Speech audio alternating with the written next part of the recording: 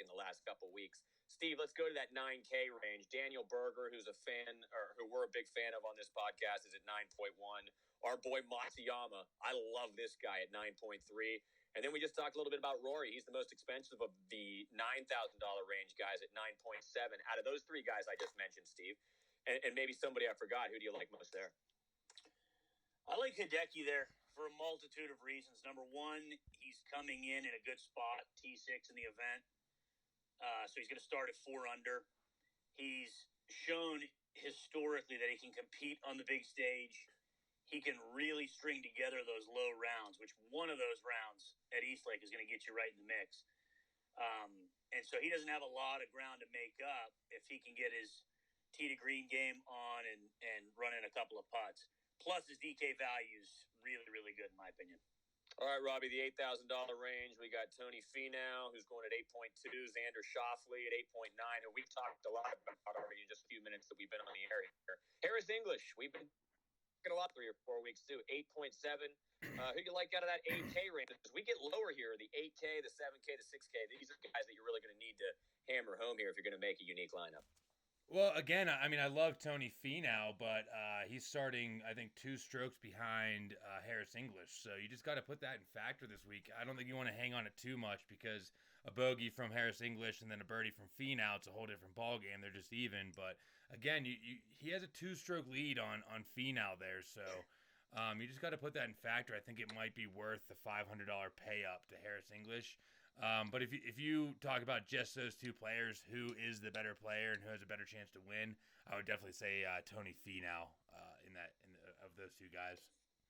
Finau also has 4 top 8s in his last 6 starts, so you could say that he's, in NBA jam terms, he's pretty red hot right now. That's a throwback there, by the way, for all those kids out there. NBA jam, the $7,000 range. Scotty Scheffler, who's our boy, 7.9. Brendan Todd, a Pittsburgh native, 7.6K. And then Tyrell Hatton, who's been interesting the last few weeks, I think you could say. He's at 7,000. And again, maybe a guy that could solidify that unique lineup. Who do you like out of that group, Steve? Or am I leaving anyone out? No, to be honest with you, I like all 3 of those guys. I mean, again, to put it into context, any of these guys coming out and shooting 1 under each day, posting 4 under, is going to move up the leaderboard. To put it into context, you had Finau shoot 4 under on the event last year, and he finished at 7 under par, which was good for 7th place. And, so I know I keep beating the redundant drum here, but you got to find guys that you think you can compete here. And the target is 6 guys shooting under par aggregate, regardless of where they end up, where they're starting, because under par is going to move you up the leaderboard no matter where you start. All right, and that's a good point, Steve. $6,000 range, Rob. Another guy that we like a lot, Kevin Kisner, going to 6.8. Mackenzie Hughes, I've heard these are some interesting names here, man. Mackenzie Hughes, I've heard a lot about this week, only at 5,200, and Neiman coming in at 6.3. Out of those 3, Rob, anybody that you like there? I'm not really looking at those guys, to be honest with you. I kind of scrolled down all the way to $5,600, and that's Lanto Griffin. He just seems to be popping up lately a lot in tournaments. 10th at the BMW Championship and 19th at the PGA Championship. And, if Stevie says it's going to be around a 10 under tournament, then it's going to be a little more difficult. And I like Lanto Griffin here. I think he's always undervalued. And I just like him, especially starting at 2 under. Let me double check that. Yeah. Lanto Griffin starting at 2 under. So again, he can make a move. $110,000 combined in the last 30 days for BonesDKGolf. Let's hear your top picks, Rob.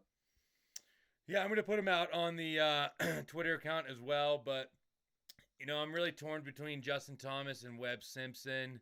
I love Daniel Berger. Brendan Todd, and Lanto Griffin. I really like all those guys. And shout out to Tyrell Hatton. Wildman, what do you got this week? I'm going to say my favorite play of the week is Schauffele.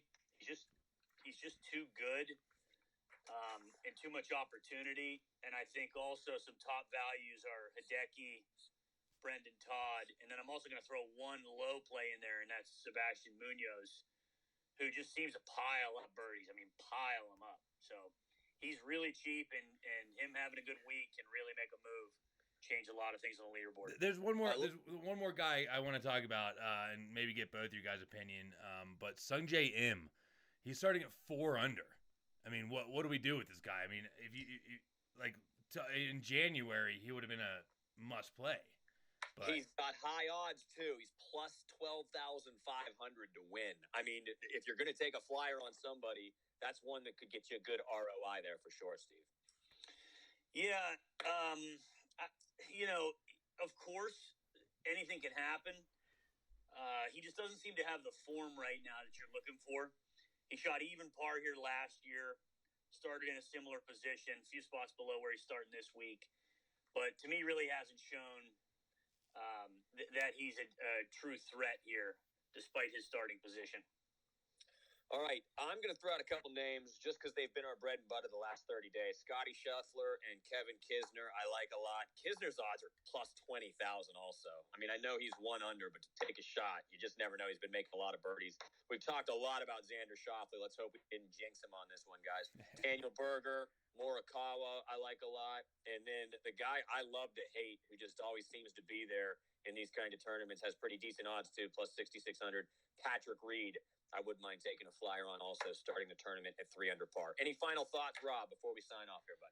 You know, just going through the whole thing, the only name we never brought up is Bryson DeChambeau. Kind of a sneaky play there, but really low odds also, plus 2,200 to win it. Steve, what do you got? I'm going to say my fade of the week is Patrick Reed, actually. Really? I thought you Yeah. I thought you would say you liked him. I mean, what's your take? I do not like him this week. I just don't think he's really capable of going low enough. And I think he's a par maker. He's a grinder, like we talked about on previous podcasts. And at Eastlake just doesn't really get it done for me. All right, BonesDKGolf. Follow him on Twitter for fantasy picks. TWman66. You can follow him on Twitter for fantasy picks. And I am Golf Guy WV. You can follow me on Twitter just for fun, leisure, fun facts, things like that, all relating to the sport of golf. Guys, good luck this weekend. Hey, thank you, Edge. Thank you. You too.